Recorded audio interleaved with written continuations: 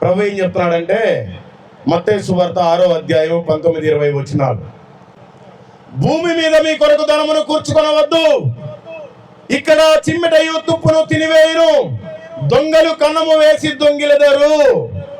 ఈ భూమి మీదంట నువ్వేమీ సంపాదించుకోవద్దు, ఇక్కడ తుప్పు బట్టి పోద్ది, దొంగలు వచ్చి దొంగతనం చేస్తారు, నీవు చనిపోయిన రోజున నీ ఆస్తి ఏది రాదు. మరి మనం ఏం చేయాలి? పరలోకంలో సంపాదించుకోవాలి. అందుకే క్లియర్గా వాక్యం రాసి పెట్టాడు ప్రభు. పరలోకమందు మీ కొరకు ధనమును కూర్చుకొనుడి, అచ్చట చిమ్మెట అయినను తుప్పైనను దాన్ని తినివేయదు, దొంగలు కన్నము వేసి దొంగిలరు. ఇది వాస్తవం. మనం పరలోకంలో మనకి ధనం కావాలంటే ఇక్కడ ఆయన పని చెయ్యాలి, అదే ధనం. లేకపోతే చాలా కష్టం.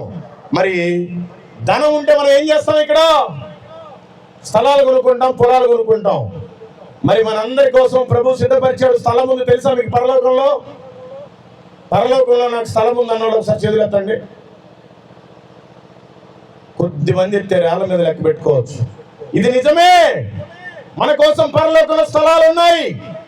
యోహాను సువార్త 14వ అధ్యాయము 2, 3, 4 వచనాలు చదవండి.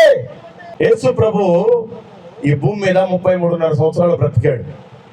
ఆయన రేపు పొద్దున సిలువ అయిపోతున్నారు. శిష్యులంతా వచ్చి, ప్రభా మమ్మల్ని వదిలేసి వెళ్ళిపోతున్నావా? నువ్వు ఎక్కడికి వెళ్తున్నావయ్యా? నా తండ్రి ఇంట అనేక నివాసములు కలవు, లేని ఎడల నేను మీతో చెప్పుదును.